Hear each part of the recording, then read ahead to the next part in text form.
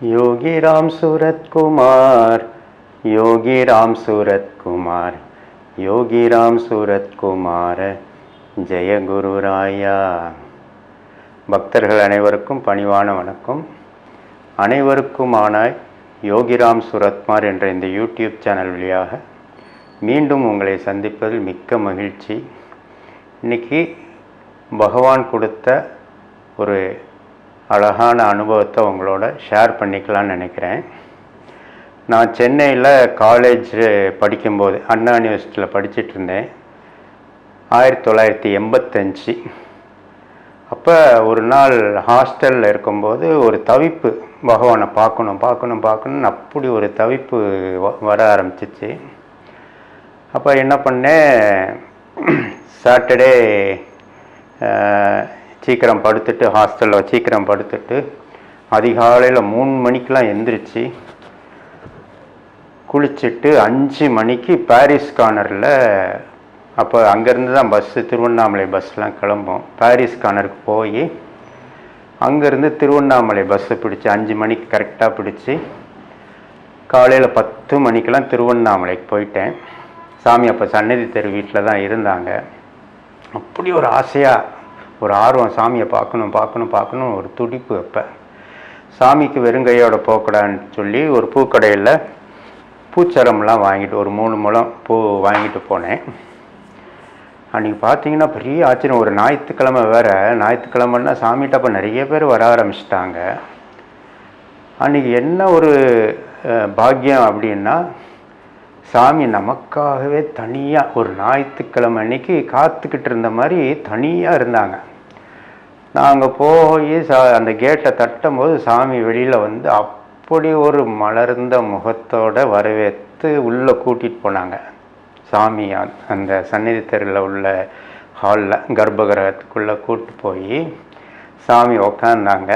சாமி முன்னாடி நான் உட்காந்தேன். உள்ளே ஒருத்தர் கூட கிடையாது. சாமி அவர் முன்னாடி நான் உட்கார வச்சு, அதாவது சாமி வந்து அம்மாவும் அப்பாவும் பகவானுமா அன்றைக்கி எல்லா விதமாக தன்னை வெளிப்படுத்தினார். போய் உக்காந்தோடனே காலேஜை பற்றி ஃபுல்லாக விசாரித்தார். எப்படி அம்மா வந்து எப்பயுமே பிள்ளைக்கு வந்து சௌகரியம், சாப்பாடு இது ரொம்ப முக்கியமாக பார்ப்பாங்களோ, அது மாதிரி பகவான் வந்து உனக்கு அங்கே நல்ல சாப்பாடு கிடைக்குதா அப்படின்னு சொல்லி அந்த அழகான குரலில் விசாரித்தார். நல்லா கிடைக்குது சாமி அப்படின்லாம் சொல்லிகிட்டு இருந்தேன்.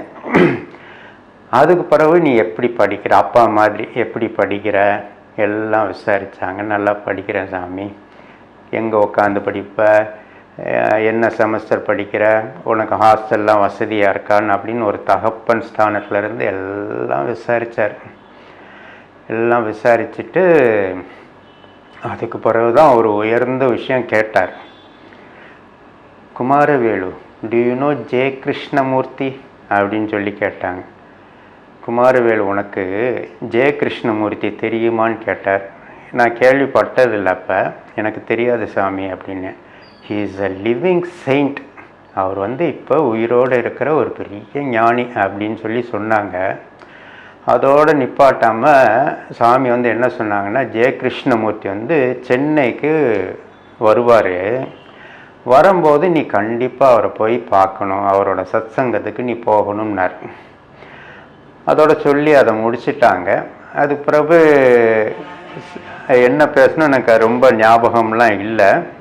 முக்கியமான இந்த விஷயங்கள் தான். ஜெய கிருஷ்ணமூர்த்தியை பற்றி திரும்ப திரும்ப சொன்னாங்க. He is a living saint, நீ கண்டிப்பாக போய் பார்க்கணுன்னொன்னே மனசுக்குள்ளே அந்நேரமே சரி, அடுத்த தடவை எப்போ வருவாரோ அவர் அங்கே சென்னைக்கு வரும்போது போய் பார்க்கணும், அவரோட சத்சங்கத்துக்கு போகணும்னு சொல்லி மனசில் பதிவாயிடுச்சு. அப்போது சாமியோட ஒரு சில நேரங்கள் அங்கே கூட இருக்கிற மாதிரி ஒரு பாக்கியம், அப்படி ஒரு ஆனந்தமான ஒரு அட்மாஸ்பியர். சாமி அப்படி ஒரு லவ்விங், அப்படி ஒரு லவ்விங்காக கவனித்தார். கிளம்பும்போது சாமி எப்படி வழி அனுப்பி வச்சாருந்தான் அதில் ரொம்ப முக்கியம். என்ன அப்படின்னா, இந்த ஷால், இது சாமி போர்த்தி விட்ட ஷால். அன்றைக்கி வந்து போர்த்தி விட்டாங்க எனக்கு. அவங்க சாமிக்கு வந்து ஏதோ ஒரு பக்தர் வந்து இது கொடுத்துருப்பாங்க போல இருக்கு. அதை சாமி அதை எடுத்து எனக்கு போர்த்தியே விட்டார். அதை இப்போ நினச்சி பார்த்தாலும் ரொம்ப ஒரு சந்தோஷம் தரக்கூடிய ஒரு விஷயமா இருக்குது. சாமி நமக்கு ஷால் போடுறது நான் அது எப்பேற்பட்ட ஒரு ஆசீர்வாதம்னு நினைக்கிற மாதிரி ஒரு விஷயம். அது மட்டும் இல்லை, ஒரு ரோஸ் எங்கேயோ இருந்து எடுத்தாங்க சாமி. அவர் பக்கத்தில் நிறைய பூக்கள் அங்கங்கே கிடக்கும் இல்லையா, ரோஸ் எடுத்துட்டு சட்டையில் இது மாதிரி அழகாக குத்தி விட்டார்.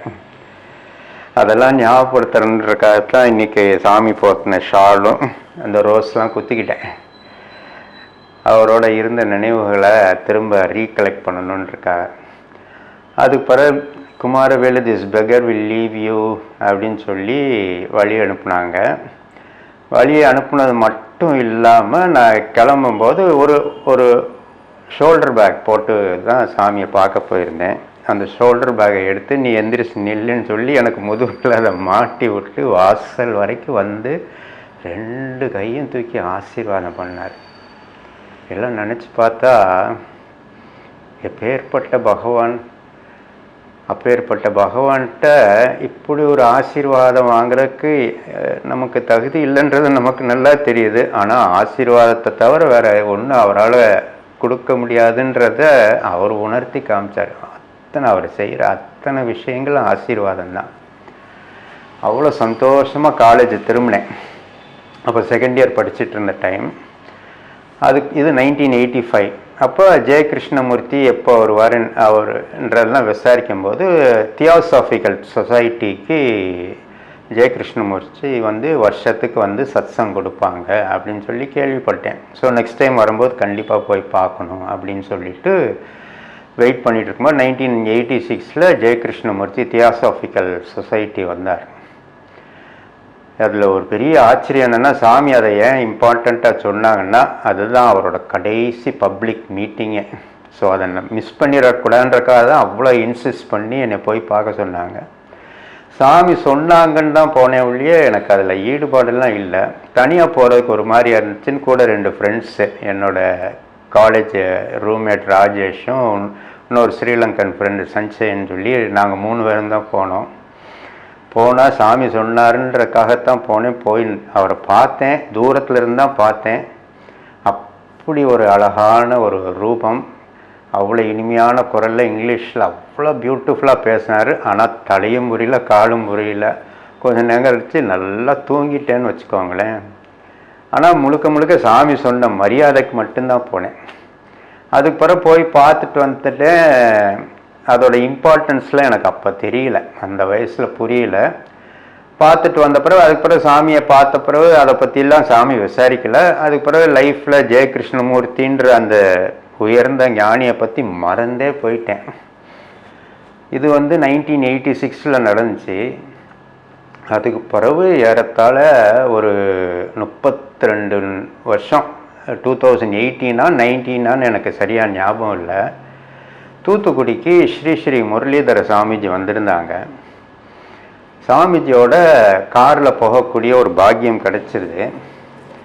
சாமியோட போயிட்டு இருக்கும்போது திடீர்னு நம்ம பகவான் இங்கிலீஷில் கேட்டார். அதே மாதிரி ஸ்ரீ முரளிதர சாமிஜி ஜெய கிருஷ்ணமூர்த்தி நீ பார்த்துருக்கியா அப்படின்னு தமிழில் கேட்டார். பக்குன்னு ஆச்சு. 33 வருஷத்துக்கு முன்னாடி பகவான் சொன்னதை அதே தான் சாமி கேட்குறாரே.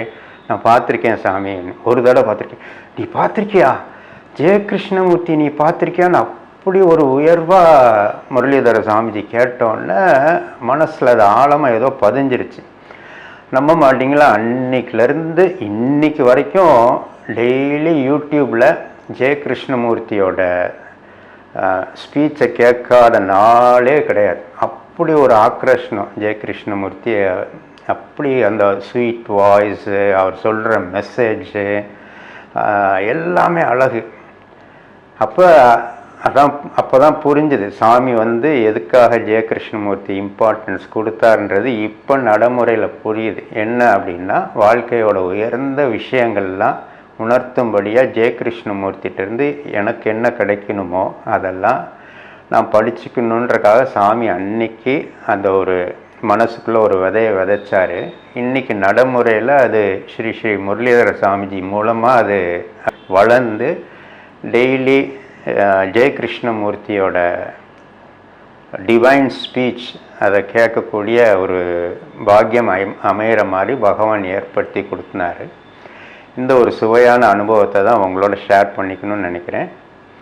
ஜெய் யோகிராம் சுரத்குமார்.